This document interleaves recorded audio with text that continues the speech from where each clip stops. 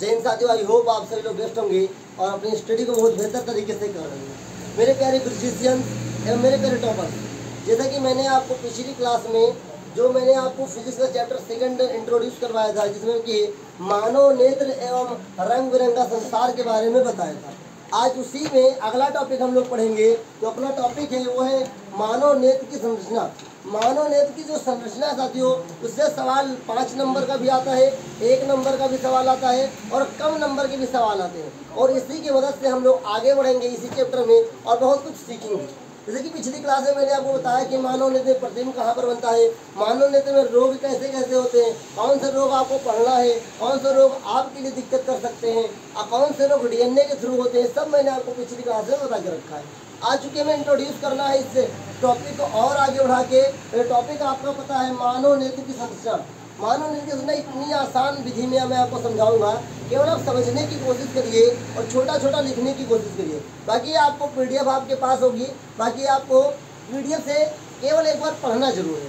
समझ जाएंगे तो आपको पढ़ने में कोई दिक्कत नहीं होगी। लेकिन मानव नेत्र में सबसे पहला आपका दृढ़ पटल क्या है? दृढ़ पटल।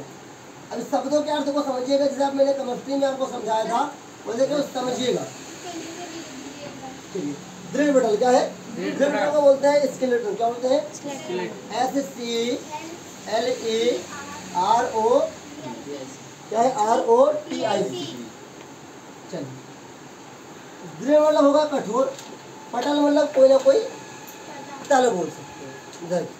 तो मानव नेत्र का वह तल जो कि कठोर हो, लेकिन हमारे नेत्र में कोई तो कठोर है नहीं, लेकिन जो मानव नेत्र है, नेत्र की अपेक्षा ये प्रत क्या है? कठोर है।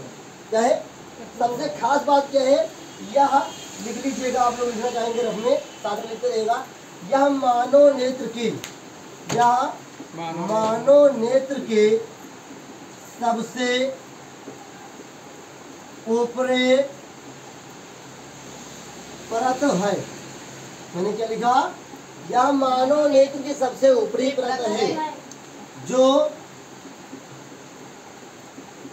आंतरिक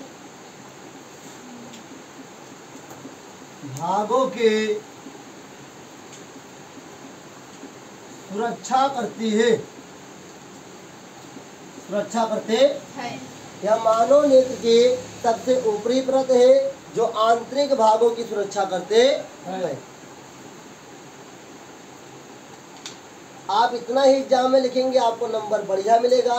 बाकी ज़्यादा लॉन्ग पढ़ने के लिए आप अपने बुक से पढ़ सकते हैं। ज़्यादा लॉन्ग याद करने की कोशिश मत करिए, छोटा छोटा याद कीजिए। यह मानव नेत्र की सबसे ऊपरी परत है जो आंतरिक भागों की सुरक्षा करते हैं। यह अपारदर्शी है। क्या? यह अपारदर्शी। अपारदर्शी का मतलब इसके आर पार कोई भी प्रकाश नहीं जा पाएगा। ये हो गया पहली परत। दूसरी परत देखिए क्या है? रक्तक पटल। क्या है? रक्तक पटल। पहला क्या है? दृढ़ पटल। आपको लाइन बाय लाइन मानव नेत्र के संरचना के जितने भाग हैं याद होने चाहिए। तो पहले वह दृढ़ पटल है, या मानव नेत्र की सबसे ऊपरी परत है जो आंतरिक भागों की सुरक्षा करती है। यह अपारदर्शी है। अब सवाल जो पूछेगा, पूछ सकता है कि मानव नेत्र का सबसे ऊपरी परत कौन सा है? तो दृढ़ पटल। कौन सा है? दृढ़ पटल। और पूछेगा कि दृढ़ पटल पारदर्शी है या अपारदर्शी? अपारदर्शी। दूसरा सवाल पूछ सकता है कि मानव नेत्र का कौन सा परत है जो आंतरिक भागों की सुरक्षा करता, वो कौन सा है? दृढ़ पटल। 3 सवाल से ज्यादा इससे नहीं पूछे। अगला है रक्तक पटल। देखिए, अब सबसे नंबर 1 पे तो उसके नीचे ये भी होगा। तो दृढ़ पटल के नीचे क्या? दृढ़ पटल के नीचे एक अपारदर्शी रंगीन झिल्ली होती है जिसे रक्तक पटल कहा जाता है। सभी लोग लिखेंगे। दृढ़ पटल के निचले भाग, दृढ़ पटल के निचले, दृढ़ पटल के निचले भाग पर एक रंगीन अपारदर्शी, रंगीन अपारदर्शी, अपारदर्शी मत लिखेगा, रंगीन लिखेगा। क्या बेटा? रंगीन लिख दो ना। एक मिनट, चलो ब्रैकेट में ले लो काले। क्या हमारे एग्जाम में तुम काला भूल गए तो रंगीन भी तुम्हारा सही रहेगा, लेकिन अगर तुम्हें याद है तो ब्रैकेट में काले लिखो। पर एक रंगीन ब्रैकेट में काले रंग की, नहीं रंगीन लिख देना तो रंग हटा लो। रंगीन झिल्ली होते हैं जिसे रक्तक पटल कहते हैं। यह नेत्र में प्रवेश करने वाले, यह नेत्र में प्रवेश करने वाले प्रकाश का अवशोषण, प्रकाश का अवशोषण करती है तथा प्रकाश के आंतरिक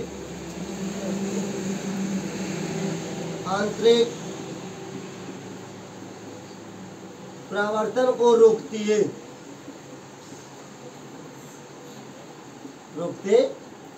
क्या लिखा मैंने रक्तक पटल के बारे में कि दृढ़ पटल के निचले भाग पर एक रंगीन मतलब काले रंग की झिल्ली होती है जिसे रक्तक पटल कहते। यह नेत्र में प्रवेश करने वाले प्रकाश का अवशोषण करती है तो प्रकाश को सोखती है तथा प्रकाश के आंतरिक परावर्तन को रोकती है। अगर नेत्र में हमारे आंतरिक परावर्तन होने लगेगा तो नेत्र फट भी सकती। जैसे आप हीरे को चमकते हुए देखेंगे, हीरे में आंतरिक परावर्तन है तो चमक रहा है। अब ठीक उसी प्रकार से अगर हमारे आंख में आंतरिक परावर्तन होने लगेगा तो हमें तो बाहर कुछ दिखाई नहीं देगा, अंदर से कुछ चमकने लगेगा। इसलिए इसका होना बहुत ही जरूरी है। तो मैंने अभी तक आपको बताया है दृढ़ पटल के बारे में और रक्तक पटल के बारे में। इस बार देखते हैं कॉर्निया। क्या कॉर्निया? इसे मैं रब करता हूँ, एक बार रब कर दूं। रक्तक पटल के बाद है कॉर्निया, जिसे स्वच्छ मंडल कहा जाता। रोक दी कि ना गुरुजी? नहीं रोके। तीसरा लिखिएगा स्वच्छ मंडल। स्वच्छ मंडल को ही कॉर्निया के नाम से जाना जाता। कभी कभी एग्जाम में कॉर्निया ही लिख कर आता है तो आप घबराइए नहीं, स्वच्छ मंडल को कॉर्निया भी कहा जाता। चलिए लिखिए नेत्र तारा, लिखिए नेत्र गोलक, लिखिएगा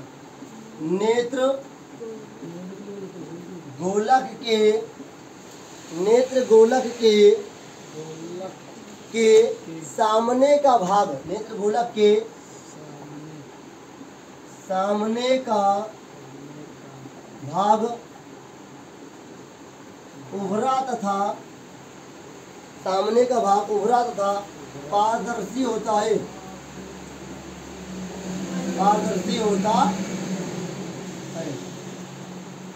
पारदर्शी होता है, इसे कॉर्निया कहते हैं। इसे कॉर्निया कहते। मैंने क्या बोला स्वच्छ मंडल में? नेत्र गोलक के सामने, जो नेत्र का गोलक है आपका, ये गोल गोल जो आंखें हैं, ये सामने का जो भाग का भाग उभरा है, मतलब क्या है, ऊपर की ओर उठा हुआ। नेत्र गोलक कहा भैया? ये कॉर्निया कहते हैं। ये या के भैया नजर साथ में कॉर्निया कहते हैं। इसके बाद इसी में लिखेगा प्रकाश कॉर्निया से होकर, प्रकाश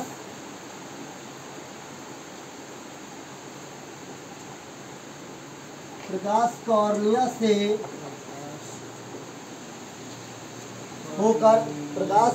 से होकर नेत्र में प्रवेश करता है तथा लिखिएगा तथा प्रकाश का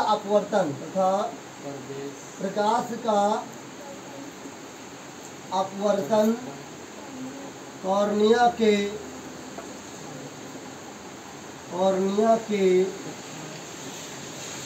बाहरी पृष्ठ पर होता है। हाँ, सतह लिख दो, बाहरी पृष्ठ लिख दो। बाहरी पृष्ठ से होता है या पर होता है? से होता। स्वच्छमंडल मतलब कॉर्निया के नेत्र गोलक के सामने का भाग उभरा हुआ है, थोड़ा सा उठा हुआ है तथा पारदर्शी है, ट्रांसपेरेंट है, इसे कॉर्निया कहते हैं। प्रकाश कॉर्निया से होकर नेत्र में प्रवेश करता है तथा प्रकाश का अपवर्तन कॉर्निया के बाहरी पृष्ठ से होता।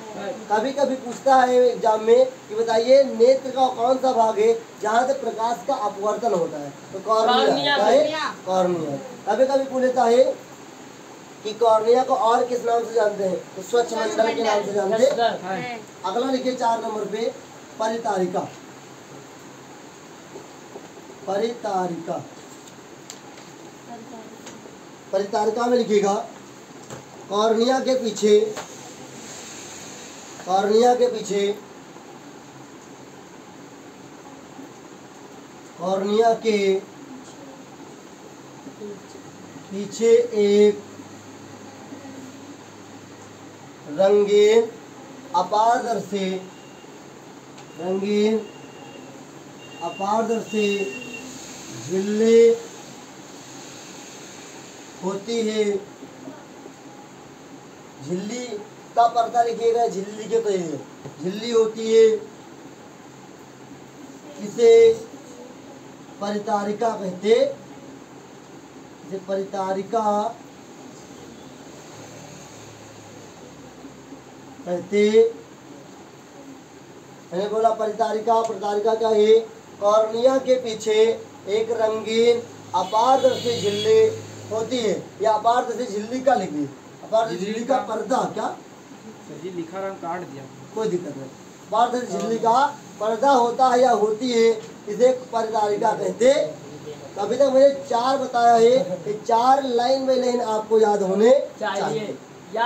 याद रहेंगे तभी आप अच्छे से एग्जाम में लिख पाएंगे।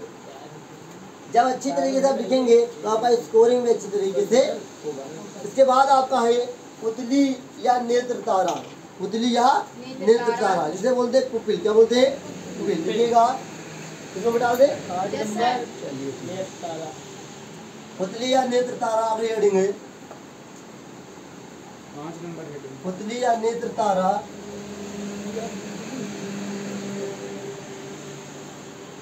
देखिए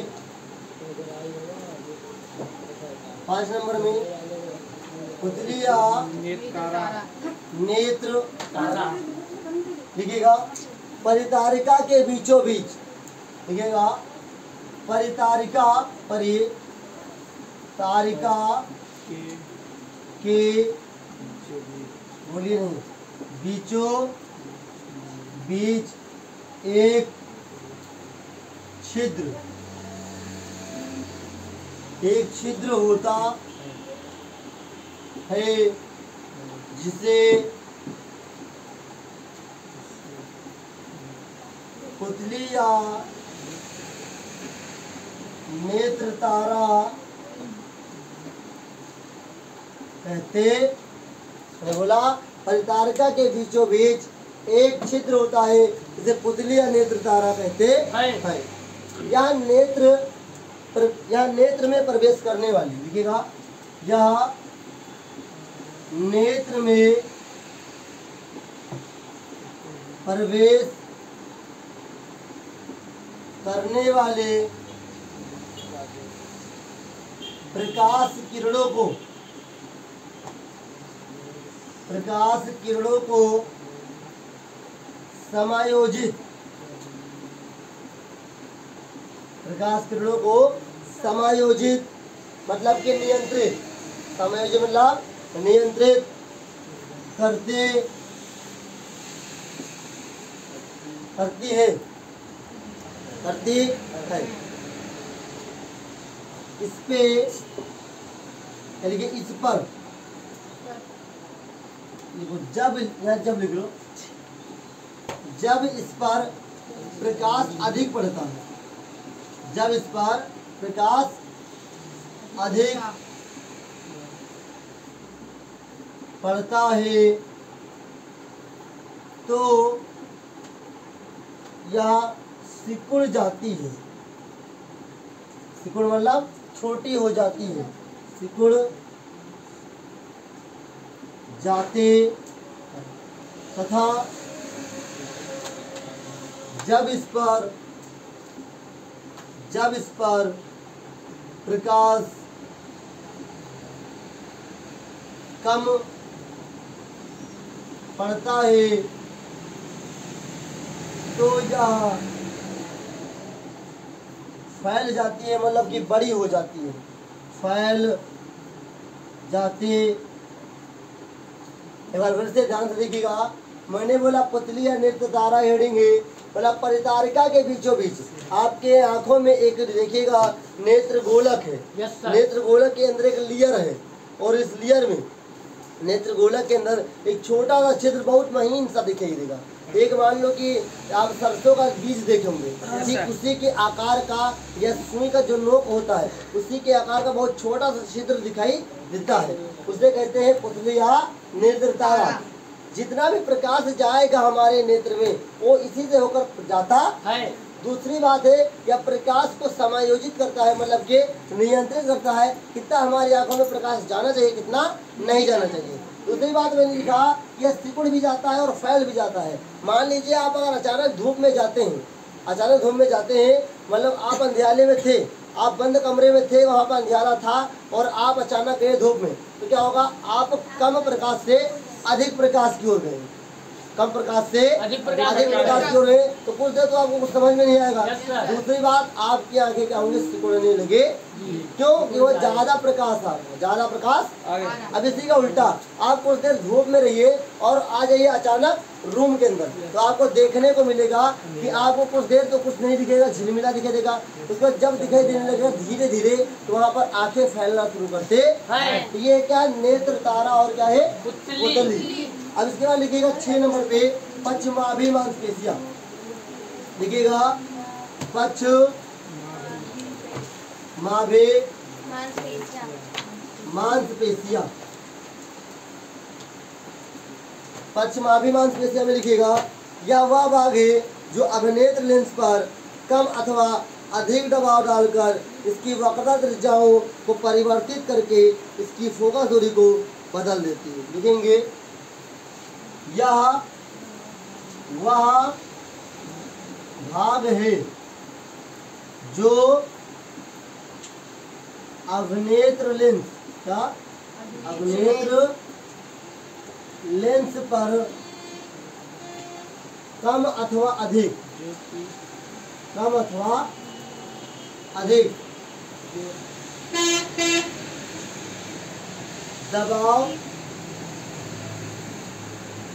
डालकर उनके वक्रता त्रिज्याओं में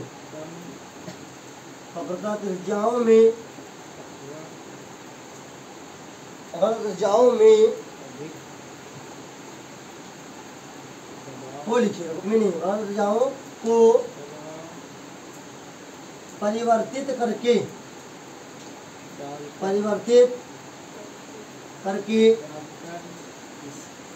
इसके फोकस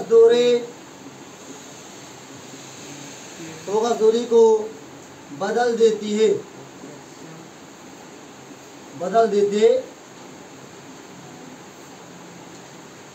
एक बार फिर से पढ़ दे रहा हूँ। लिखा है मैंने पश्चिमाभि मांसपेशियां, ये बहुत इंपॉर्टेंट है हमारे लिए। लिखा है यह वह भाग है जो अभिनेत्र लेंस, जो हमारा नेत्र का लेंस है, पर कम अथवा अधिक दबाव डालकर उसकी वक्रता त्रिज्याओं को परिवर्तित करके इसकी फोकस दूरी को बदल देते। आपको पता होना चाहिए कि मैंने सूत्र बताया था F बराबर R/2। ये सूत्र आपको याद होगा तो जरूर होगा। अब इससे क्या पता चल रहा है कि जो ये R है ये 2F के बराबर है। अब जो वक्रता त्रिज्या होती है वो फोकस दूरी के दोगुने के बराबर होते है। मतलब क्या हुआ, अगर साथियों वक्रता त्रिज्या बढ़ेगी तो फोकस दूरी क्या होगा, देखो ध्यान से, कुछ देर में समझते हैं। मान लो कि वो फोकस दूरी है, बढ़ेगी तो वो कतर रिज्जा ऑटोमेटिक बढ़ेगी। Yes sir. लेकिन अगर हम देखते हैं वो कतर रिज्जा बढ़ेगी तो क्या फोकस दूरी बढ़ सकती है या नहीं? कैसे मान लेते हैं? एक बार हम 10 लेते हैं, यह बराबर क्या आएगा? R/2। तो कितना हो जाएगा? 5 सेंटीमीटर हो जाएगा। Yes sir. लेकिन अगर R बराबर 10 ले ले, चले ले R बराबर या 10। सॉरी इधर 20 ले लो, चले लो R बराबर 20। तो F बराबर क्या होगा? R12 बराबर 20/10 सेंटीमीटर आएगा। 10 ठीक है। सेंटीमीटर। R बढ़ेगा तो F भी बढ़ेगा, R बढ़ेगा तो F भी बढ़ेगा, और R घटेगा तो F भी घटता है। जाएगा। क्यों? ये एक दूसरे के इक्वल है, बस मान बराबर नहीं हो सकते, अंतर आएगा, पहले के अपेक्षा दूसरे में अंतर आएगा, लेकिन फोकस दूरी और कतर त्रिज्या का मान कभी बराबर नहीं हो सकता है। तो मैंने अभी तक आपको 6 भाग पढ़ाए हैं, उतली या नेत्र तारा, पश्चिमाभिमान स्पेसिया, उसके बाद है नेत्र लेंस। क्या है? नेत्र लेंस। तो आइए इसको रफ करते हैं। अब देखिए इसके आगे हम लोग पढ़ेंगे, हमारे पास 5 पार्ट आउट है, जो कि अब जो पढ़ाऊंगा इससे सवाल बेसिकली 5 नंबर के आते हैं। अब यहाँ से हम लोग पढ़ेंगे, यहाँ से 5 नंबर के सवाल बनने की कोशिश करते हैं। तो पहला लिखिएगा नेत्र लेंस, मतलब 7 नंबर भी क्या है आपका? नेत्र लेंस। आई लेंस जिसके नाम से जाना जाता है। लिखिएगा, परितारिका के ठीक पीछे, परितारिका के ठीक पीछे एक द्वितकों से, हाँ पीछे एक द्वि नहीं लिखेगा, द्वि लेंस है, इसे काटिए। एक पारदर्शी परितारिका के ठीक पीछे एक पारदर्शी उत्तकों का बना हुआ द्विउत्तल लेंस होता है, जिसे नेत्र लेंस कहते क्या है?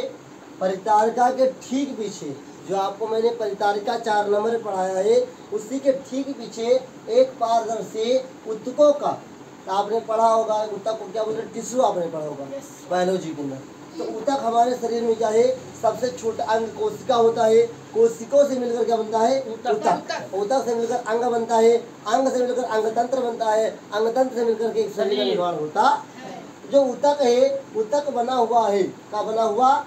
द्विउत्तल। याद रखिएगा, एग्जाम में ये पूछेगा कि हमारे नेत्र में किस प्रकार का लेंस पाया जाता है? द्विउत्तल लेंस होता है, द्विउत्तल लेंस पाया जाता है। अब फोक्सी लिख सकते हो, लेकिन द्विउत्तल लेंस पूछ सकता होता है, जिसे नेत्र लेंस कहते हैं। लिखिएगा इसके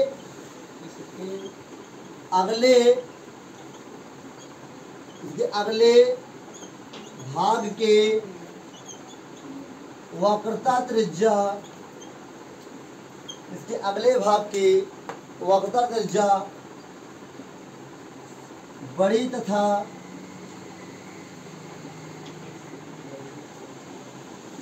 पिछले भाग की छोटी होती है। इसका अपवर्तनांक, मतलब कि नेत्र लेंस का अपवर्तनांक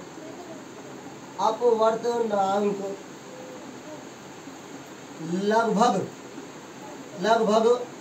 1.44 होता।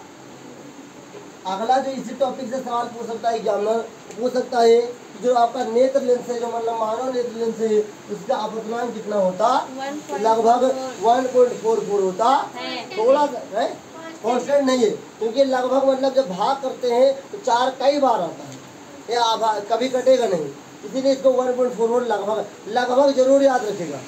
हाँ लगाओगे नहीं लगाओगे तो सवाल ऑटोमेटिक भी गलत हो जाएगा, तो वो फिक्स डाटा नहीं है। तो नेत्र लेंस का है परितार का जो मैंने 4 नंबर पढ़ाया है, उसी के ठीक नीचे एक पारदर्शी ऊतकों का बना हुआ द्विउत्तल, द्विउत्तल लिख सकते हो, द्विउत्तल फोकसी लेंस लिख सकते हो, होता है जिसे नेत्र लेंस कहते हैं।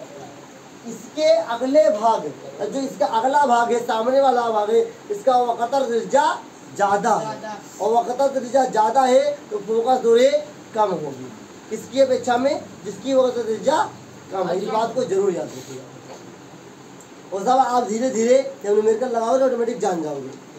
अब तो सोचिए अगले भाग की वक्रता त्रिज्या कम है, वक्रता त्रिज्या कम है तो फोकस दूरी क्या होगी?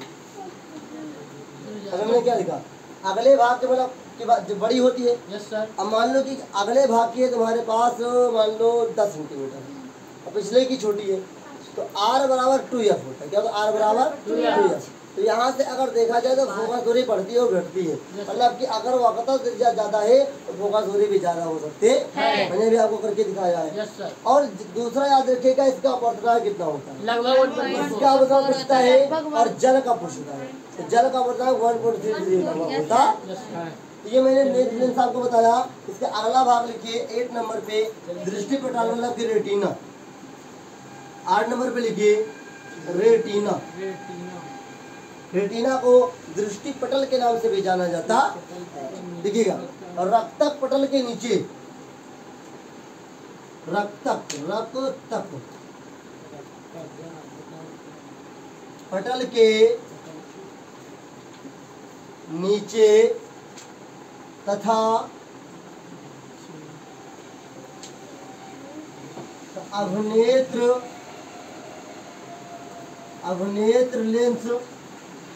अवनेत्र लेंस के सबसे अंदर, लेंस के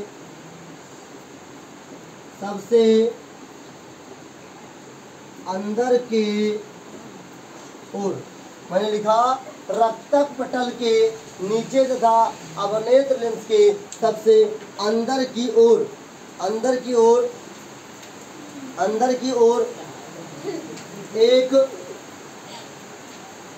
ओर एक दृष्टि नाड़ियों से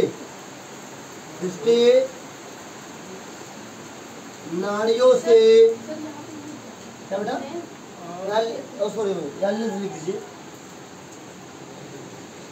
दृष्टि नाड़ियों से बना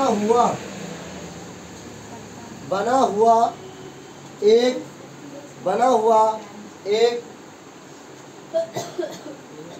पर्दा होता है, जिसे रेटिना कहते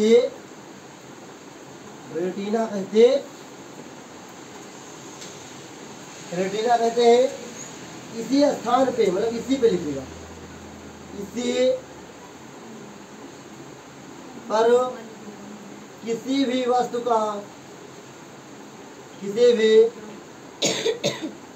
का प्रतिबिंब बनता। इसको भी जरूर याद रखिएगा, कभी कभी पूछता है एग्जाम में कि मानव नेत्र का वह कौन सा भाग है जहाँ पर प्रतिबिंब बनता। तो मानव नेत्र में रेटिना एक स्थान है जहाँ पर प्रतिबिंब बनता है, और ये प्रकाश सुग्राही है। क्या है? लिख लीजिए, यह प्रकाश सुग्राही है, यह प्रकाश सुग्राही का मतलब सोखने वाला, तब प्रकाश यहीं पर आ गया, ज्यादातर यहीं पर पड़ता है। रेटिना का है रक्तक पटल जो मैंने आपको लिखाया है, उसी के नीचे अवनेत्र लेंस के सबसे अंदर की ओर एक दृष्टि नाड़ियों से बना हुआ पर्दा होता है, जिसे रेटिना कहते हैं। इसी पर किसी भी वस्तु का प्रतिबिंब बनता है, यह प्रकाश सुग्राही होता है। यहाँ तक आपने लिखा और 8 तक हम लोग पढ़ चुके हैं, बाकी हमें 3 और पढ़ना है। लेकिन अभी रेटिना के अंदर जो शब्द आया है दृष्टि नाड़ियाँ, क्या आया है? दृष्टि नाड़ियाँ। तो आपको जानना चाहिए दृष्टि नाड़ियाँ कितने प्रकार की होती हैं। तो दृष्टि नाड़ियाँ 2 प्रकार की होते, एक होता है दंडाकार, एक होता है सर्पाकार। मैं इसको रफ करता हूँ और फिर मैं आपको समझाता हूँ कि कैसे क्या होता है। डाल दे। Yes sir. तो लिख लीजिए अभी, तुरंत लिखिए कि दृष्ट नाड़ियां दो प्रकार की होती हैं। नोट में लिखिएगा, एग्जाम में जब आएगा दृष्ट नाड़ियां लिखने के लिए, मतलब रेटिना लिखने के लिए, तो जो मैंने अभी तक लिखवाया है केवल उसको लिखना है। और जो मैं नोट में लिखवा रहा हूँ वहां से सवाल अलग तरीके से पूछा जाता। तो लिखिएगा जो कोशिकाएं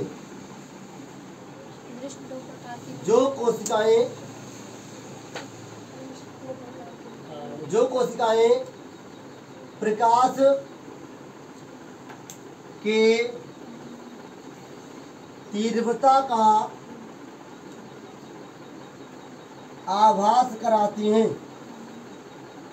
मैंने क्या बोला? जो कोशिकाएं प्रकाश की तीव्रता का आभास कराती हैं उन्हें दंडाकार, क्या है? दंडाकार कोशिकाएं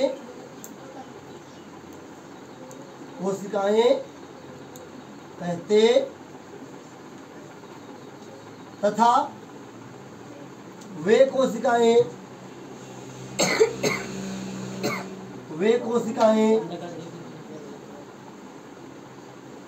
जो रंगों का आभास कराती है, जो रंगों का आभास कराते हैं उन्हें शंक्वाकार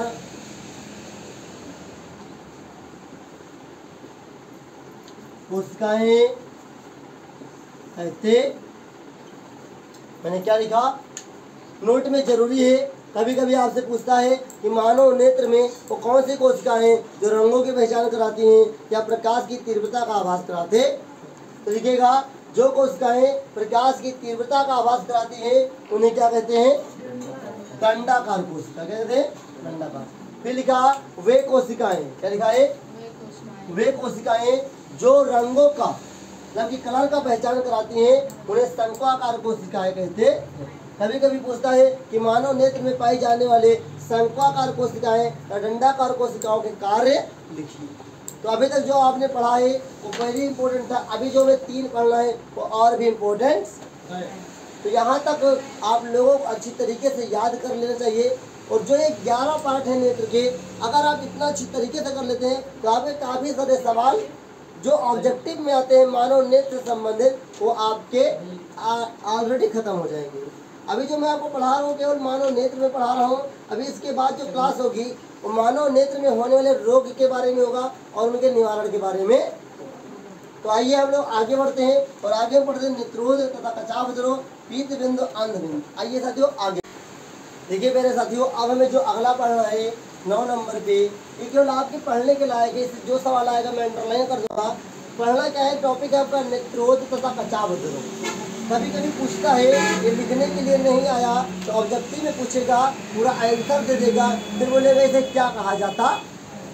तो लिखा हुआ है कि कॉर्निया तथा अवनेत्र लेंस के मध्य, मतलब स्वच्छ मंडल तथा अवनेत्र लेंस के मध्य। सवाल कभी भी पूछ सकता है कि कॉर्निया तथा अवनेत्र लेंस के मध्य में एक नमकीन द्रव भरा रहता है, उसे क्या कहते? तो नेत्रोध उसे नेत्रोध कहते। और नेत्रोध को और किस नाम से जानते हैं? जलीय द्रव के नाम से जाना जाता।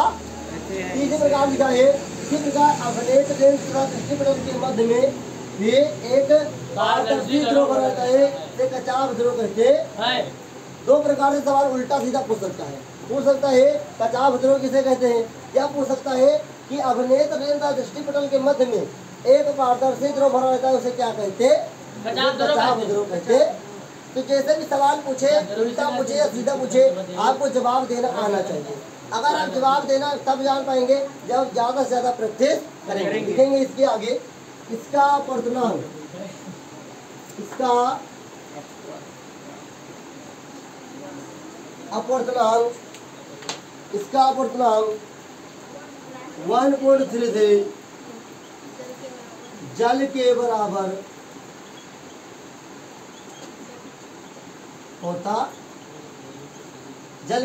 होता, ये होगा नेत्रोध। मैंने 9 नंबर तक आपको बता दिया।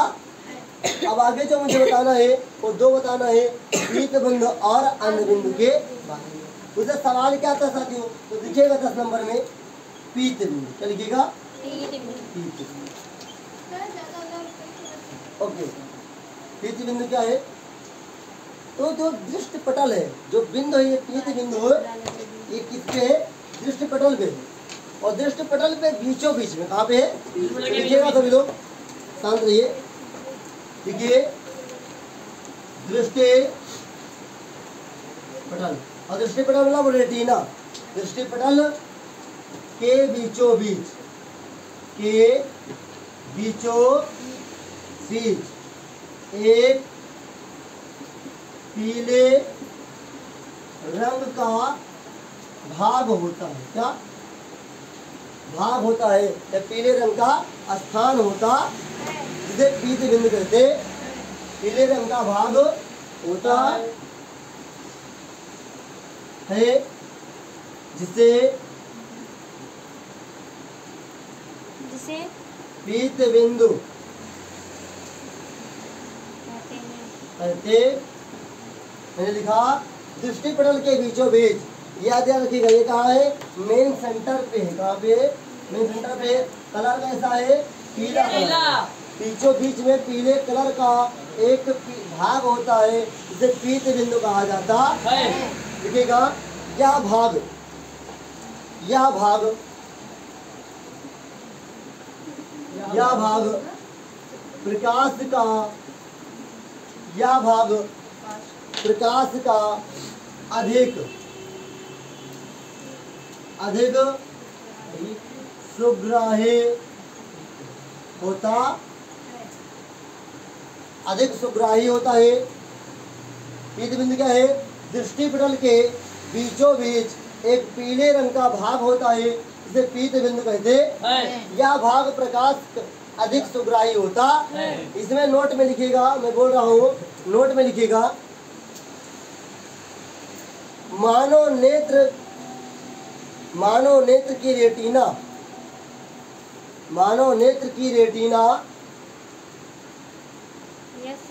पर बनने वाला प्रतिबिंब, मानव नेत्र के रेटिना पर बनने वाला प्रतिबिंब पीत बिंदु पर सबसे प्रतिबिंब बनने वाला प्रतिबिंब, पीत बिंदु पर बनने वाला प्रतिबिंब, पीत बिंदु पर बनने वाला प्रतिबिंब, पीत बिंदु पर लिखिए, बनने वाला प्रतिबिंब पीत बिंदु पर सबसे स्पष्ट बनता है, सबसे स्पष्ट बनता है।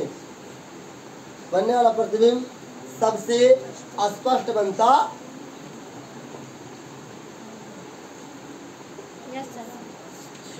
अगला लिखिए 11 नंबर में अंध बिंदु। क्या लिखिए?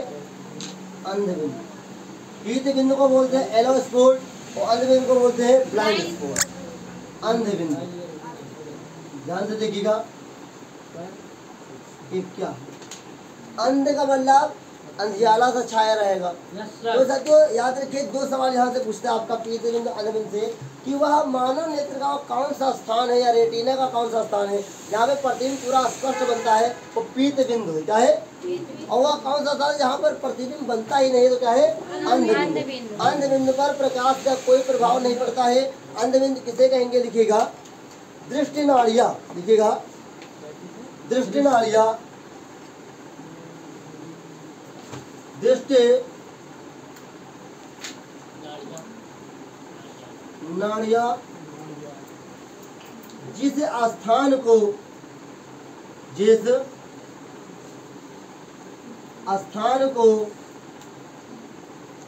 छेद कर या भेद कर, छेद कर या भेद कर, मस्तिष्क, दिमाग लिखे या मस्तिष्क लिखे? मस्तिष्क, मस्तिष्क लिखिएगा। दृष्टि नाड़ियाँ जिस स्थान को छेद कर या भेद कर मस्तिष्क को जाती हैं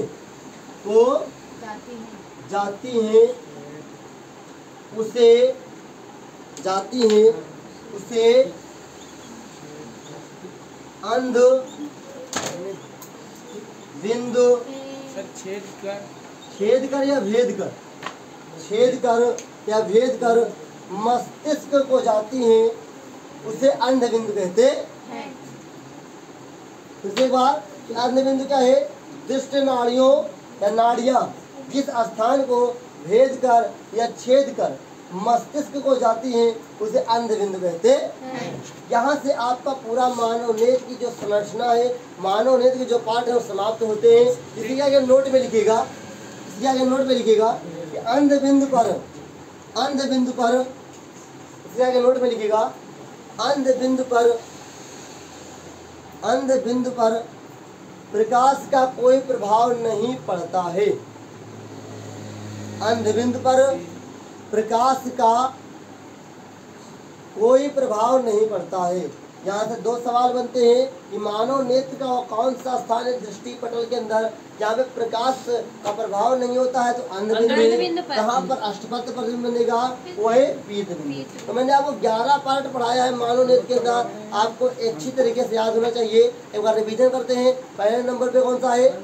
ध्रुव पटल, दूसरा, तीसरा, चौथा, पांचवा पुतलिया, 6 नंबर पे, 7 नंबर पे, 8 नंबर और 8 distributor retina, distributor 9 number, 10 number, 11 number. ये आपका कंप्लीट हुआ। अगर आप इतना अच्छे तरीके से मस्तिष्क का मतलब दिमाग, अगर मस्तिष्क नहीं लिख पा रहे हो या नहीं लिख पा रहे हो, दिमाग लिख दो। क्या लिख दो?